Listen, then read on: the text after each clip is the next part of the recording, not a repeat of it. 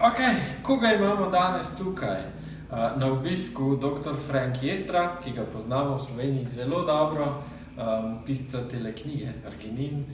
Imeli smo ga priložnost slišati že na večjih predavanjih in se je ustavil danes na poti iz Italije, kjer je imel zanimivo temo, in sicer je govoril o burned out ljudeh, kako si lahko pomagajo v eni skupinci v Italiji, tam predavu. In se mi je utrnila ideja, glede na to, da imamo mi tudi dosti strank, ki so utrujeni, podjetnikov, ki grejo v izgorelost, ki želijo narediti eno spremembo življenjskega stila, da spregovorimo nekaj o tem z njim.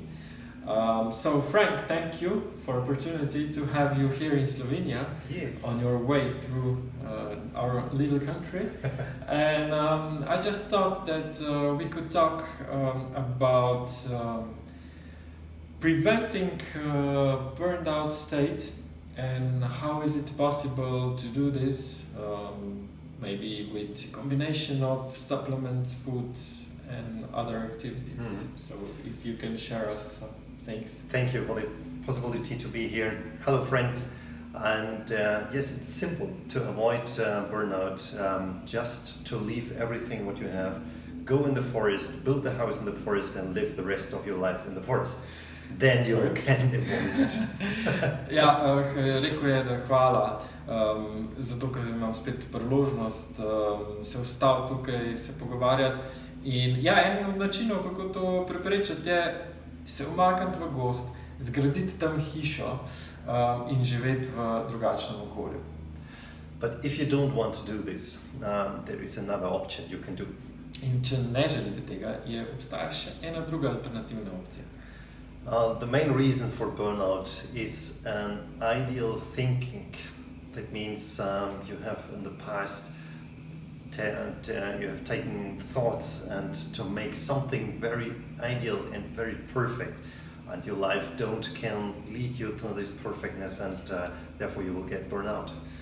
En izmed ključnih dejavnikov, ki vodi v to, je zato, ker so naše misli usmerjene v to, da moramo biti idealni, da mora biti vse perfektno, in nas v bistvu to mišljenje vodi v tako stanje. And whenever you have fear or you're anxious, you can feel that your skin will be wet. That is a reaction of your body from having fear.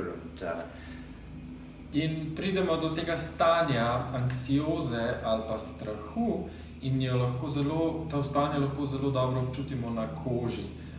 In sicer se nam pokaže tako, da se oznojimo oziroma da rata koža mokra. And if you have belief systems in your mind that you have to do something in that way, that means your body is reacting, but not with this being sweat, but the reactions can be in your intestine. Ampak če imamo tako miselnost oziroma tako naravnanost, če imamo te strahove, lahko telo odreagira tudi na znotraj, ne samo na zunaj, recimo tako površinsko, kot da se oznojimo.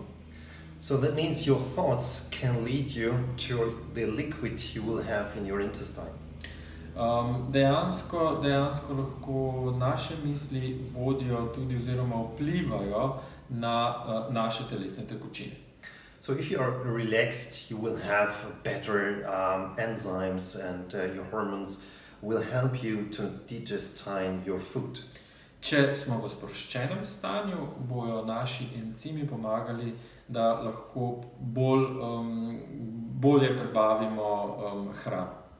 If you are all day not relaxed, that means your intestine will be changed, and that can cause a different population of bacteria in your intestine.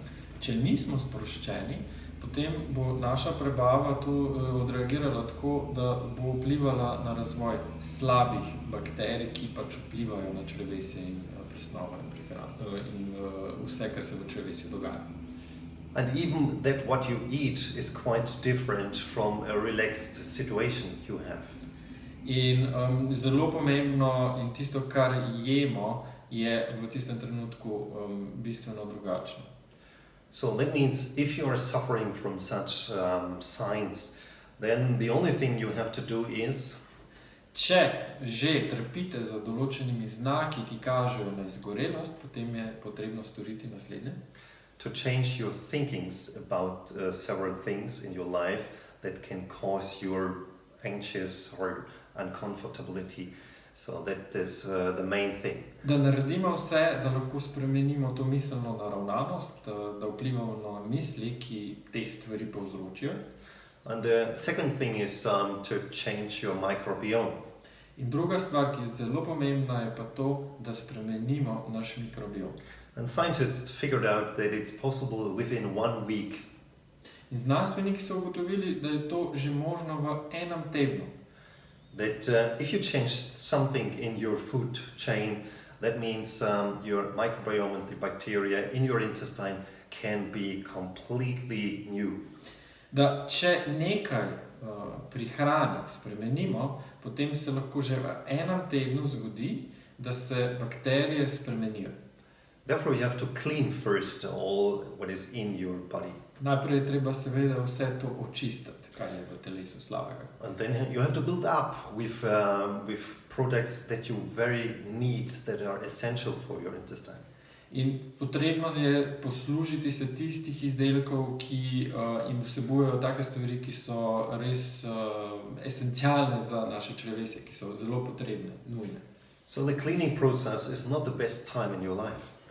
Včasih ta proces čiščenja ni najboljši trenutek vašega življenja. But it's very necessary. It doesn't matter if you are on the way to a burnout or not, you have to clean your intestine twice a year. Ampak je zelo, zelo potreben in nujno bi ga bilo opraviti 2-krat na leto, ta proces, da očistimo črevesje.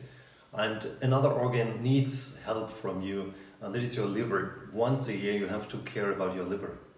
In tudi na en drug organ ne smemo pozabiti in ga je treba pazljivo se osredotočiti na njega, in to so naša jetra. And if you follow those rules, think about your thinkings and change your food, what you intake, then you will feel after a few days, at least, or after 1 or 2 weeks, that something will be better in your life, in your personal body, and that is what you can feel immediately. Če naredite to čiščenje, če vplivate na vaše misli, ki vse to povzročajo, če spremenite prehrano, potem boste razliko občutili že zelo, zelo hitro, in to je v nekaj tednih.